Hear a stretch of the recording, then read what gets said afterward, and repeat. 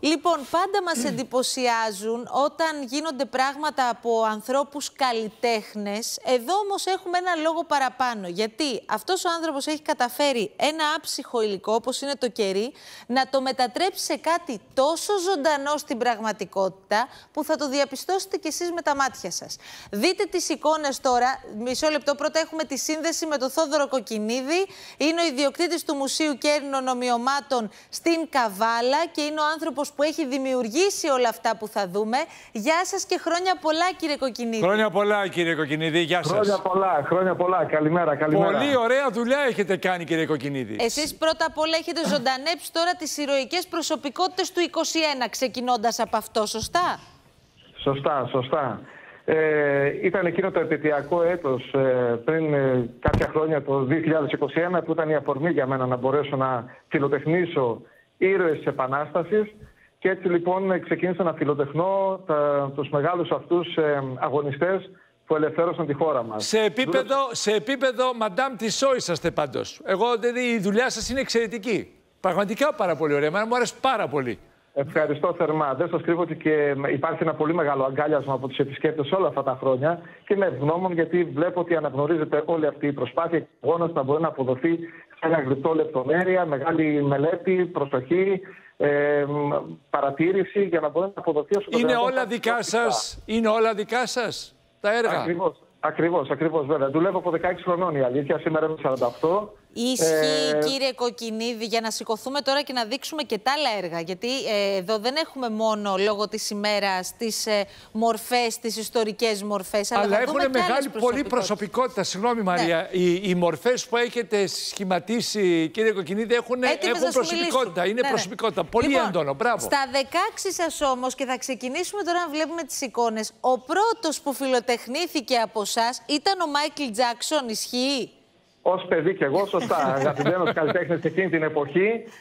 Οπότε λοιπόν έτσι και το ερέθισμα, γιατί εγώ είχα κάνει πάρα πολύ ζωγραφική από μικρός, αγαπούσα να κάνω πορτρέτα και κάποια στιγμή ξεφυλίζοντας ένα βιβλίο πετυχαίνω ένα αφιέρωμα στο Μουσείο της Madame Tissot και λέω τι υπέροχη δουλειά είναι αυτή. Θα κάνω και εγώ τον αγαπημένο μου καλλιτέχνη στο κερί. Ο οποίος δεν βλέπω να έχει καμία διαφορά από την πραγματικότητα και θα το διαπιστώσετε και στις υπόλοιπες μορφές και μεγάλες προσωπικότητες και του παγκόσμιου, εν πάση περιπτώσει, στερεώματος. Πάμε να προχωρήσουμε λίγο παρακάτω για να τα δούμε, γιατί πραγματικά. Κοιτάξτε το Μίμη Πλέσα, πάρα πολύ ωραία εικόνα. Το κανονικό, δίπλα στο κέρινο ομοίωμα, επίσης δεν τους ξεχωρίζεις. Ήταν μια πολύ ωραία στιγμή να μπορέσω να συναντήσω αυτόν τον σπουδαίο καλλιτέχνη, τον Μίμη Πλέσα, αυτόν τον μεγάλο μουσουργό, που πραγματικά είναι ευλογία για μένα μέσω της τέχνης μου να μπορώ να έρχομαι κοντά σε τόσους σπουδαίους προσωπικούς. Να τους συναντώ, να ποζάρουν για μένα και να τους φιλοτεχνώ στο χέρι. Και ήταν πραγματικά μια πολύ ωραία στιγμή εκείνη με τον Μίμη Πλέσα, όπου βρέθηκε και ίδιος δίπλα στο κέρινο το ομοίωμα. Αυτό έγινε το 2010. Έχει αρκετά χρόνια πριν. Έχουμε όμως και άλλους και θα τα προχωράμε τώρα για να τα βλέπουμε, γιατί είναι πολύ εντυπωσιακά και θέλουμε να τα μοιραστούμε και με τους θεατές μας. Εδώ βλέπουμε τον Αριστοτέλη Ωνάση, είναι ο Ανδρέας Παπανδρέου, είναι ο Κωνσταντίνος Καραμαλής, είναι η Μελίνα, είναι η Αλίκη, είναι ο Δημήτρης Παπαμιχαηλίδης. Εδώ βλέπουμε για παράδειγμα την Νταϊάννα. Που επίσης, πόση λεπτομέρεια έχει αυτό εδώ, κύριε Κοκκινίδη? Θέλω να πω ότι η τέχνη των κέρινων ομοιωμάτων δημιουργεί την προσδοκία ένα πρόσωπο να το δούμε όπως ακριβώς ήταν από κοντά. Αυτό είναι πάρα πολύ δύσκολο, βέβαια. Προσεγγίζουμε προσεγγίζω όσο πιο πολύ γίνεται τις προσωπικότητες. Εμένα με ενδιαφέρει πάρα πολύ να κατανοήσω και τον χαρακτήρα κάποιου και να το αποδώσω με όποιον τρόπο μπορώ. Ο Καβάφης σου μιλάει. Μπράβο σας, πραγματικά μπράβο. Ευχαριστώ θερμά. Ναι. Κρίμα που έχουμε τόσο μεγάλη απόσταση και από κοντά. Να τα δείτε τα δημιουργήματα και από κοντά. Ρένα Βλαχοπούλου επίσης. Να σας πω την αλήθεια, όταν θα ανέβουμε στην Καβάλα θα έρθω να το δω. Δεν ήξερα καν την ύπαρξη. Είναι στα Κηπιά Καβάλας. Ναι, και ο Μίξ Θεοδωράκης ολόιδιος.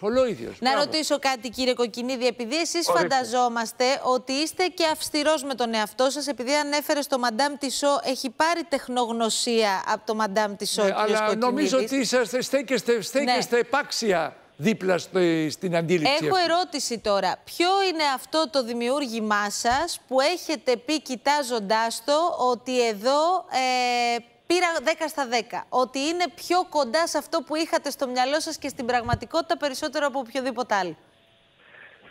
Κοιτάξτε να δείτε, τώρα αυτό είναι μια ερώτηση δύσκολη. Αγαπώ όλα τα δημιουργήματα όπως θα έλεγε ο κάθε δημιουργός. Πραγματικά. Ένα από τα αγαπημένα μου έργα είναι σίγουρα ο Τσαρούχης, ο Γιάννης ο Τσαρούχης. Να τον δούμε.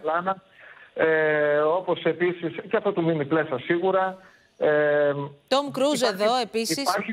Υπάρχει δυσκολία για να γίνει ένα γλυπτό. Θα σας πω ότι εννοώ. Όταν κάποιον δεν τον έχω συναντήσει, ειδικά όταν έχει χαμόγελο κιόλας ένα πρόσωπο, δεν μπορούμε να ξέρουμε καν το πλάτος του στόματος ή το μέγεθος των δοντιών, που αυτά δημιουργούν αποκλίσεις όταν δεν υπάρχει πια η επαφή με το πρόσωπο αυτό, για να δούμε ακριβώς πώς είναι κανείς από κοντά. Σε προσωπικότητες που έχω. Στα πιο σύγχρονα πρόσωπα, επειδή υπάρχει πιο πλούσιο φωτογραφικό υλικό στο ίντερνετ, είναι λίγο πιο ευκολότερο να μπορέσω να προσεγγίσω. Πόσο καιρό μπορεί να σας παίρνει το κάθε δημιούργημα που βλέπουμε εδώ? Παίρνει μισό χρόνο περίπου, μπορεί και παραπάνω, μπορεί και περισσότερο από μισό χρόνο. Πάντως, σκέπτεστε να τα κατεβάσετε αυτά τα έργα στην Αθήνα? Δηλαδή, κάντε το αυτό.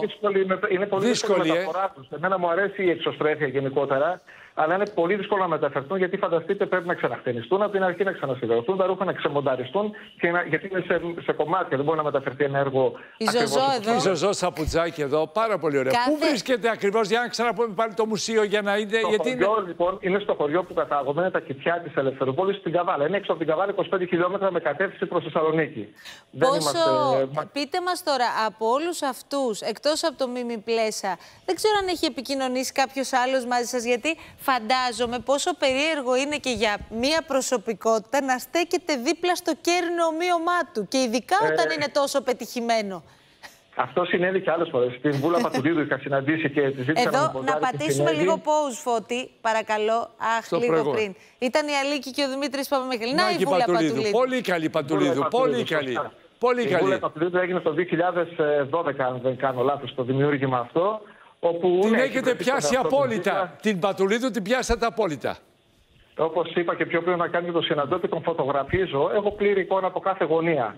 Και από εκεί και πέρα, ασφαλώς είναι ένα δημιούργημα, σκέφτομαι κάθε φορά. Έχετε επισκεψιμότητα? Υπάρχει επισκεψιμότητα, σας ξέρουν δηλαδή? Ασφαλώς. Ούτως ή άλλως από την ώρα που ξεκίνησε να υφίσταται το εγχείρημα αυτό, μόνο από τον κόσμο στηρίζεται και προχωράω και εγώ μπορώ να δημιουργώ και να συνεχίζω να υπάρχω. Κλείνοντας, πείτε μας, κύριε Κοκκινίδη, ποιος είναι ο επόμενος στόχος, η επόμενη προσωπικότητα που ήδη ετοιμάζεται? Ένα από τα αγαπημένα μου θέματα είναι ο ελληνικός κινηματογράφος. Ο Κώστας ο Βουτσάς είναι σε εξέλιξη. Στην εποχή από τις ταινίες τον έχω στο μυαλό μου ως τον Δασκαλάκο από εκείνη την ταινία. Θα είναι σε ένα δίμηνο περίπου έτοιμος. Έχει προχωρήσει ήδη το δημιούργημα. Είμαι ευχαριστημένος όπως εξελίσσεται. Ανυπομονώ και εγώ να το τελειώσω και να το δω, να δω πώς θα φαίνεται στο τέλος. Μπράβο σας, ευχαριστούμε πολύ. Συγχαρητήρια, κύριε Κοκκινίδη, μπράβο. Θα τα πούμε και από κοντά. Να είστε καλά, ευχαριστούμε πάρα πολύ.